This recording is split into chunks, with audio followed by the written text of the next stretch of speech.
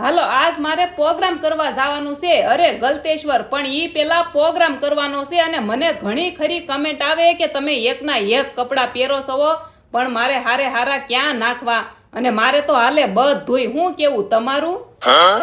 મારે જો દહીં અને થેપલા લઈને જવાનું હતું અને અમે એકલા નહીં, જો આ બધાય આવે છે અને અહીંયા અમને મળી ગયા બુસ્ટર.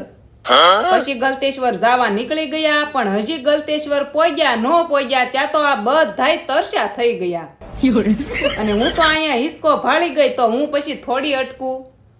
પછી અમે પોગ્યા ગલતેશ્વર. બાપ રે, અહીંયા તો કેવી ટ્રાફિક. હવે શું થાય?